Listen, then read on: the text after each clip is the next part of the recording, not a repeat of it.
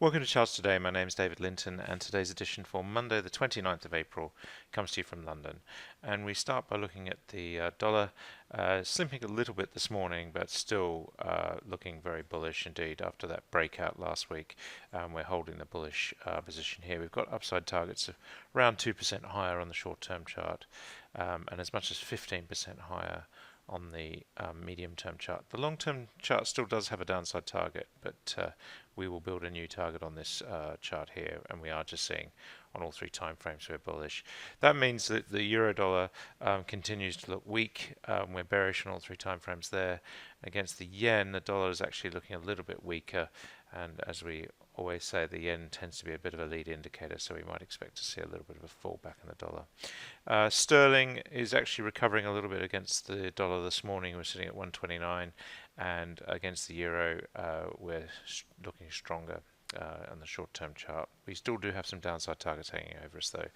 A lot of uncertainty still surrounding sterling, with Brexit, of course. Swiss franc, we're seeing sterling recovering a little bit there as well, and against the Aussie dollar, it's actually looking quite strong.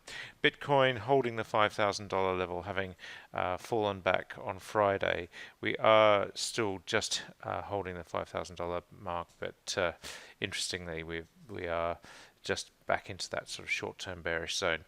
The big jump that we saw at the start of April, that has held, so that's still pretty bullish for Bitcoin. Looking at the S&P 500 index, held on quite well on Friday. We're just nudging these new highs now. The Nasdaq also pushing to new highs, and the Dow just not quite getting to that position yet. So we're seeing the Nasdaq and the S&P making new highs. The Dow hasn't done that, and the Russell 2000 index, much the same picture, just struggling to get back to above its previous levels. So the participation has been in the blue chips. We haven't seen the smaller stocks really recover in the same way. Looking at the futures this morning, we see the S&P future is up slightly, and the Nasdaq E-mini is up 0.14%. Really doesn't give us a heads up as to which way the market will open today. Probably flat. Looking at the FTSE 100 index, we're up slightly this morning, and the mid caps we're holding on as well. So still just edging ahead.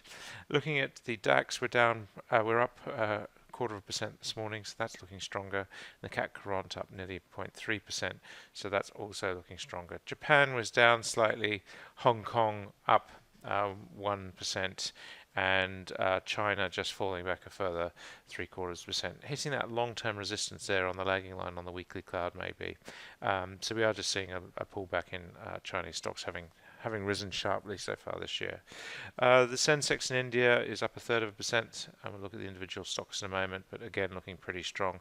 The Aussie market was down 0.4%, and we're seeing crude oil falling back now, so having been as high as $75, we're now back at 71.67, so we're short-term bearish. We've come back to the 71.45 target that was given and met, but we still do have upside potential short-term targets that have not yet been unwound. The key thing is there is a shortage of targets in both directions on the medium and long-term charts for Brent crude. WTI actually also falling back as we might expect, and again just a shortage of clear targets there does make it quite hard to call at the moment. We are heading to the sort of end of the strong quarter, the sort of stronger summer driving season that we normally see, the run up to June, and that in recent years has tended to fade a little bit earlier. So we head into May, the time of year where we might just see crude oil then underperforming for the rest of the year. US nat gas sitting at $2.57, bit of a jump there on Friday, and just holding that gain on the short-term chart. Gold still struggling at about $1,280. We are just holding the short-term bullish, but we can see here the lagging line is finding quite strong resistance in the cloud at the moment. Silver also just struggling, but still holding the short-term bearish position. US bond yields sitting at 2.5%. They're languishing at these sort of levels at the moment, awaiting next indications from the Fed. Looking at the individual stocks on Friday, we look at the Dow Jones Index. The best performer was United Health Group. Procter & Gamble, we saw quite a lot of the pharma stocks recovering on Friday. And then if we look at the downside, we had Intel as the worst performer, down 8%, 9%. So that was a big fall from them. That's really been holding the Dow back. We've got some quite big fallers here. Taking a look, oh, and interestingly, Boeing also just back 0.5%, still holding on despite all the bad news that we've seen, re the 737 crisis. Align Technology was the best performer in the Nasdaq, up 7%, and Take-Two Interactive Software was up 3.6%. On the downside in the Nasdaq, of course, we had Intel. Tesla's woes continued. They're down a further 5%, breaking critical support levels there at that 250 mark.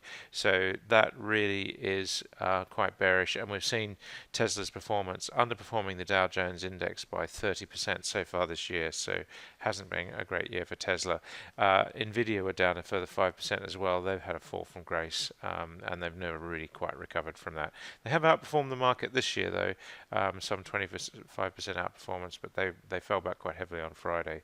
Looking at the Aussie market, fairly mixed picture here. Of course, you've got Afterpay Touch Group. They continue to rocket. They're up another 4.6%. That's a great looking chart.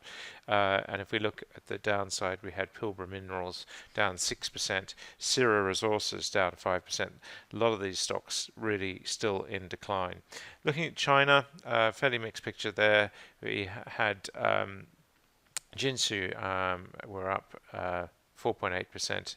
And not yet making new highs, and China Northern Rare Earth further falls there overnight as well, after a pretty big fall on Friday. In India, the Nifty 50, you take a look, Tata Steel, the leaders, up 7%, so that's quite a big move from them. Bharat Petroleum up another 4%, so again just recovering there. On the downside, Tata Motors down 2.8%, so just struggling there as well. Taking a look to Europe now, the FTSE 100, if we look at the constituent stocks, EasyJet the best performer this morning, up 3%, NMC Health up 3%, and looking at United Utilities down 1%, so quite significant there. The FTSE 250, Ferrex Pro up 8%, but really after big dives last week, so not really any consolation there. Bodycote up 2.8%. You see the live pricing coming in here from Yahoo Finance as we speak. And the worst performer in the 250 is Hastings Group, down 2.2%.